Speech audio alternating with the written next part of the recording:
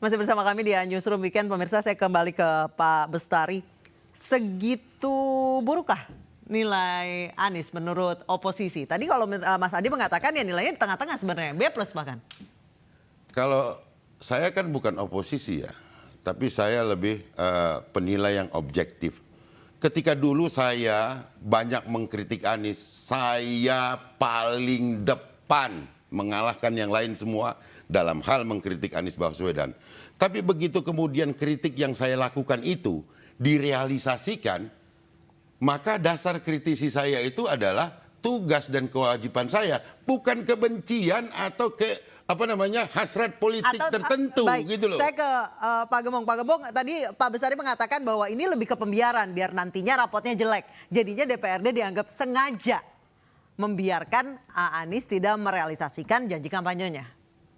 Ya nggak ada. Istilah itu kan istilahnya Pak Bestari. Ya, tidak melaksanakan fungsi kontrol secara baik saja pada waktu pembahasan. Karena tadi disebutkan, ya kan? Karena tadi disebutkan bahwa tidak dianggarkan. Berarti DPRD tidak memiliki kemudian panduan yang mana yang boleh, yang mana yang tidak.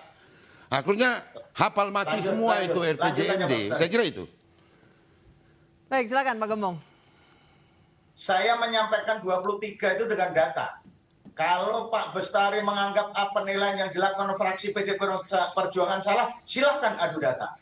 Kan seperti itu, jadi fair sebagaimana disampaikan Mas Adi tadi. Jadi kita fair. Misalkan fraksi PD Perjuangan mengatakan bahwa normalisasi sungai selama 5 tahun 0, ya silahkan kalau itu salah. Kalau mau fair, penyebab daripada tidak dilaksanakannya itu turut disertakan. Kalau dikatakan ada gusur misalnya, biasanya gitu kan, yang digusur di atas tanah siapa? Kalau tidak dilaksanakan, kenapa? Apakah karena tidak dianggarkan, atau ditolak anggarannya, atau dipotong anggarannya, atau kemudian ada hal lain? Kalau mau fair, semuanya disampaikan gitu. Baru itu menjadi pembelajaran bagi masyarakat. Dan masyarakat bisa menjadi lebih pintar gitu loh. Eksekusi terhadap program itu eksekutif, bukan legislatif. Loh, betul. Kami dalam melakukan pengawasan terhadap jalannya pemerintahan daerah berdasarkan RPJMD. Nah, kalau itu saya setuju, tapi bukan penilaian. Gitu. Tapi bukan penilaian dong. Baik. Pengawasan boleh, tapi bukan penilaian. Baik, Pak Bestari, Pak Gembong, saya mau kasih kesempatan Mas Adi Praitno terakhir, Mas Adi, untuk menyempurnakan nilai Anies Baswedan, apa yang harus dilakukan penjabat ini sampai nanti gubernur baru terpilih 2024. Ya, saya kira bahwa soal Jakarta ini kan soal sustainability development ya. Betul Pak Heru itu bilang bukan lagi bicara sini siapa yang kemudian mewariskan, tapi ini adalah untuk kepentingan Jakarta secara umum. Apa-apa yang baik yang sudah dilakukan oleh Pak Anies saya kira harus dilaksanakan dan berkelanjutan. Dan apa yang belum itu perlu dituntaskan, Mbak. Karena bagi kita yang melihat dari jauh percuma berkelahi dan tawuran secara opini. Yang penting adalah bagaimana masyarakat itu bisa dilayani dengan baik. Ini kan konsumsi politik aja. Bilang Anies itu baik, menurut yang lain itu buruk. Bilang Pak Anies itu buruk, yang lain itu kemudian positif.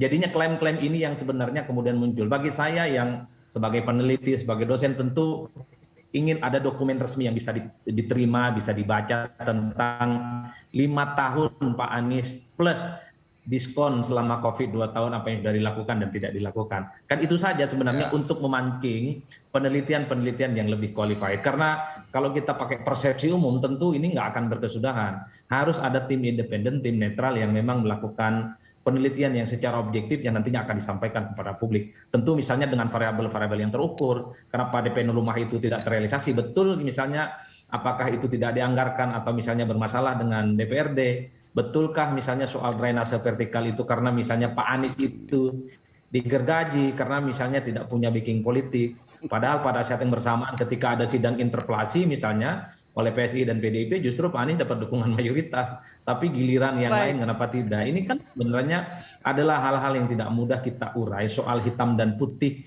apa yang dilakukan oleh Pak Anies. Tapi intinya satu, Pak Anies ini sudah menjadi komoditas politik. Hitam dan putihnya Pak Anies itu memantik spekulasi yang kemudian menurut saya adalah keriuhan yang kemudian tidak berkesudahan. Baik, terima kasih Mas Adi Prayitno, terima kasih Pak Gembong, terima kasih Pak Bestari telah bergabung bersama kami di Newsroom Weekend. Dan pemirsa, memang sejak awal naiknya Anies Baswedan, kinerja apapun yang dilakukan Anies Baswedan selalu mengundang pro kontra karena arahnya sudah politis 2024. Bukan Betul begitu, Pak? sekali.